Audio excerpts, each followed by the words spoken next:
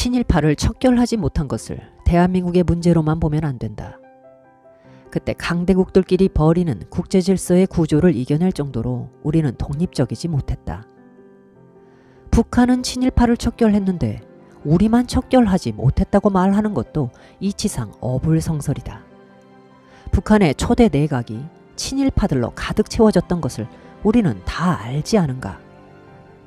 북한 건국 세력들 대부분이 항일 무장단체 출신들이었다고 주장하는 것도 진실이 아니다.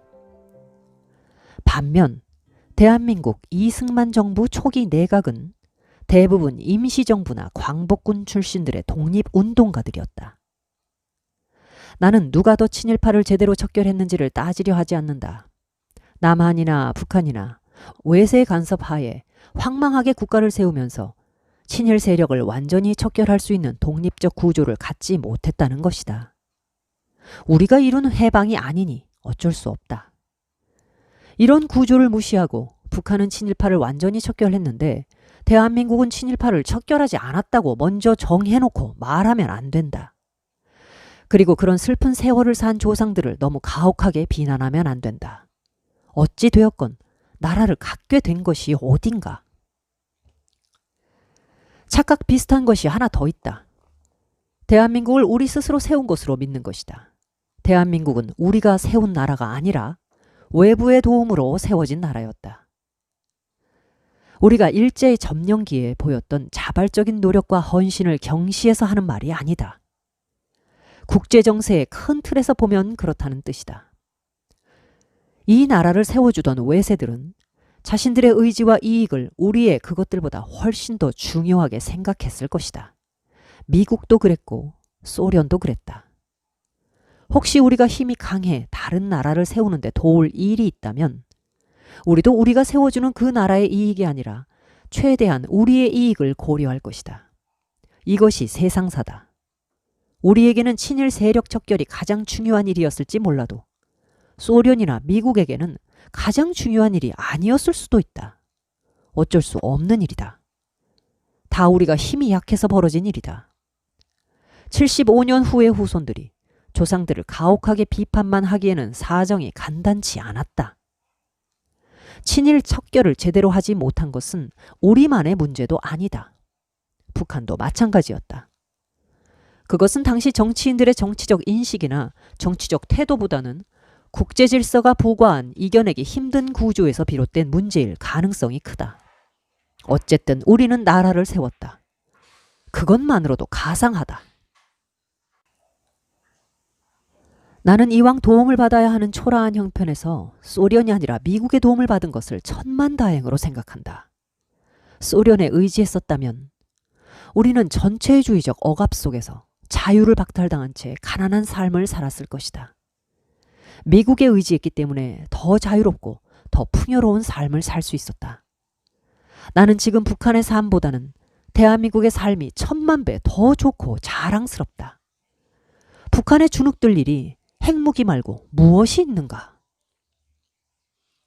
나라도 없이 식민지가 되었다가 외세의 도움으로 나라를 되찾을 때는 수없이 복잡한 모순 속에 처할 수밖에 없다.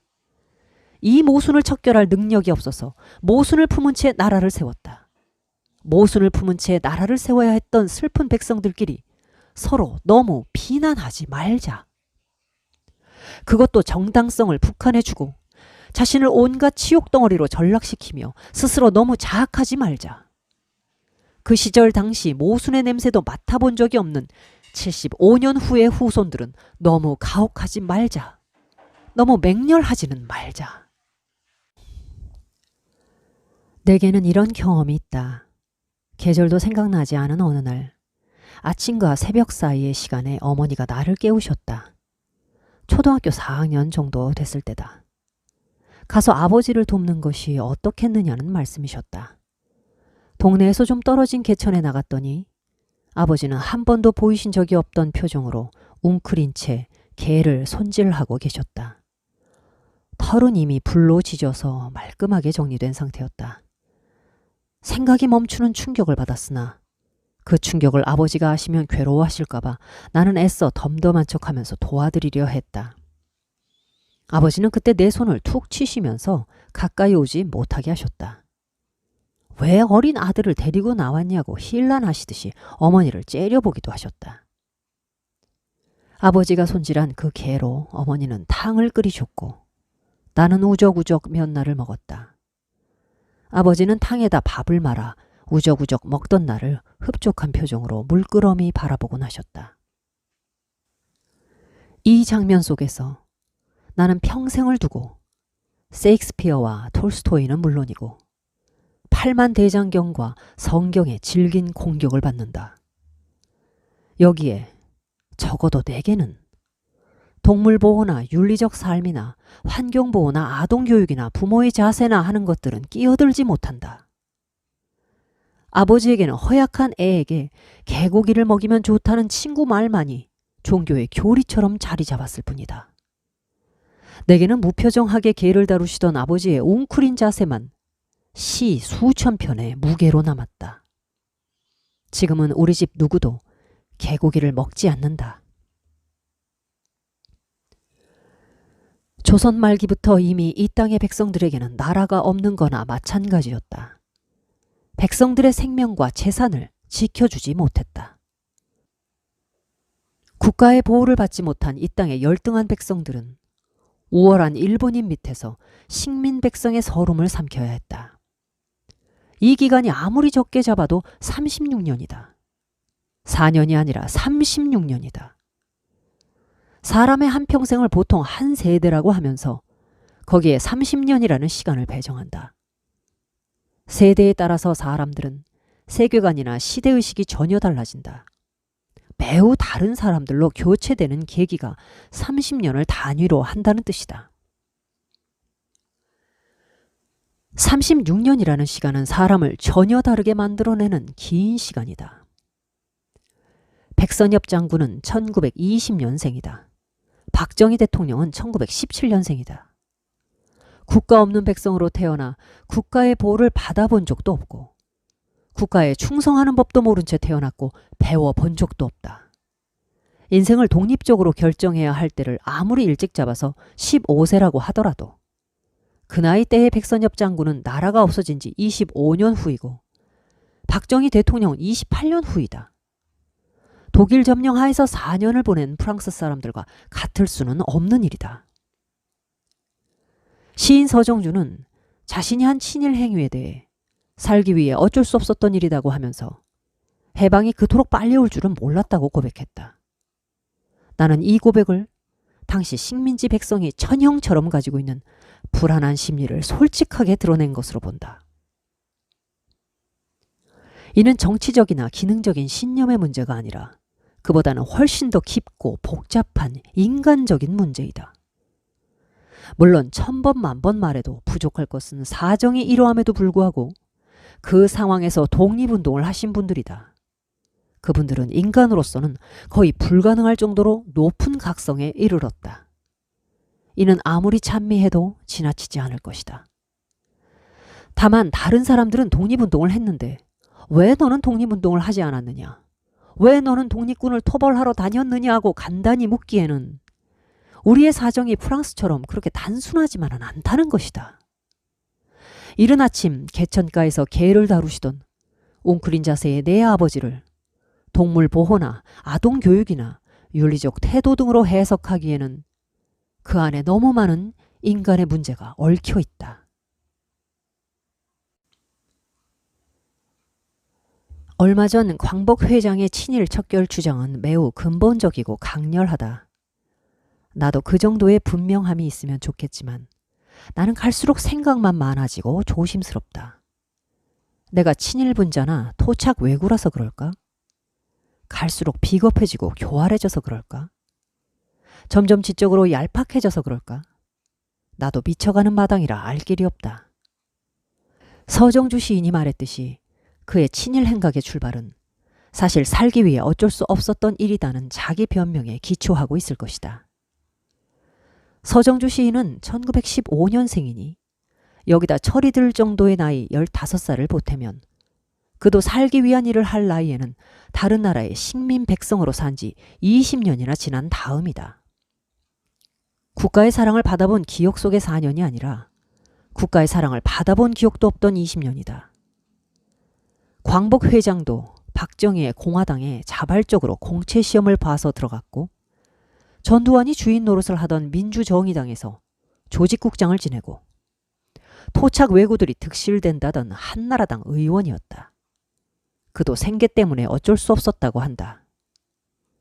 튼튼한 국가의 보호를 받던 사람도 생계 때문에 자발적으로 토착 왜구들 틈속으로 들어갔다. 생계가 해결되고 나서 이제는 친일 인사들의 파묘까지 주장할 수 있게 되었다. 국가가 없어진 지 20년이나 지난 시점에서 국가의 보호를 받아본 기억도 없는 한 사람이 살 국리를 한다면 대체 어떠했을까? 여기에는 친일, 반일의 문제보다 훨씬 더 깊고 복잡하고 존재론적인 인간의 문제가 있다. 이미 미친 마당에 한번 단도직입적으로 물어보자. 광복 회장 류의 사람이 식민지가 된 지 20년이나 지난 시점에 있다고 치자. 독립운동의 길을 갔을까? 친일파의 길을 갔을까? 광복 회장 류의 사람이 독립운동하러 집을 나서는 풍경이 정말로 그려지는가? 국가 자체에 대한 기억이 없고 국가의 보호를 받아본 기억도 없이 식민지가 된 지 이미 20년이나 흐른 시점이라면 그래도 독립운동을 하겠다고 결심은 하지만 나는 그러지 못했을 가능성도 없지 않다고 고백한다. 아마 열심히 공부해서 식민지 구조 속에서나마 더 나은 직업을 찾으려 노력했을 수 있다. 15살 나이에 철들어 보니 식민지가 된 지 20년이나 지났다면 나는 죽어도 간도 특설대 장교는 되지 않았을 것이라고 단호하게 말하지는 못하겠다. 정말 용서하기 바란다. 나는 노력하여 흥남시청에 농업개장이라도 하려고 했을 것 같다. 혹시 사주팔자가 혼이 빠져 민족의식은 고려하지 않고 관운만 크게 뚫어 놓았다면 창씨 개명을 한 후 중추원 참의까지 했을지도 모르겠다. 일본 헌병의 높은 자리를 탐했을지도 모른다. 지금 나는 절대 그렇게 살지 않겠다고 말하지만 그때도 지금 정도의 민족적 정의감이 충분히 있을지는 잘 모르겠다. 나보다 공부도 더 잘하고 높은 자리에도 쑥쑥 올라간 광복 회장도 생계 때문에 이러다 저러다 하는데 나같이 심약한 미물이야 더 말해 무엇 하겠는가. 대한민국은 민족적으로 친일한 적이 있는 사람들까지 섞여서 세워졌다. 친일을 다 털지 못한 것은 친일파가 좋아서라기보다는 스스로 반민족 친일을 처단할 구조적인 역량을 가지지 못했고 우리가 주도권을 움켜쥐고 나라를 세우지 못한 것이 가장 큰 이유다. 자신이 자신의 나라를 세우는 데에 주도적인 역량을 갖지 못한다면 외부의 간섭을 완전히 배제할 수 없다. 프랑스가 독일을 물리치고 나서 반역자들을 처단할 수 있었던 것은 영토를 회복하고 주도권을 행사할 주도적인 역량을 스스로 가지고 있었기 때문이다. 프랑스는 했는데 우리 조상들은 왜 하지 못했는가라고 가혹할 정도로까지 밀어붙이기에는 상황이 서로 많이 달랐다. 이런 구조적인 문제는 남한이나 북한 모두 똑같다. 어떤 사람들은 북한이 친일 청산을 잘했다고 입에 침이 마르도록 칭찬하지만 그들도 초대 내각은 친일파들로 채우고 있지 않은가. 북한은 친일을 청산했고 남한은 청산하지 않았다고 말할 수는 없다. 어느 쪽이 되었건 당시의 구조적인 억압을 이겨낼 힘이 없었을 뿐이다. 지금처럼 친일 청산을 우리만 못한 것으로 보고 현미경을 들이대서 친일의 물 한 방울까지 씻어내려면 일제 강점기부터 시작된 교육, 법률, 도시, 종교, 학문 시스템의 뿌리부터 다 허물어야 한다. 서울역도 파괴해야 한다. 일제 강점기 때부터 만들어 사용한 행정 시스템도 다 부셔야 한다.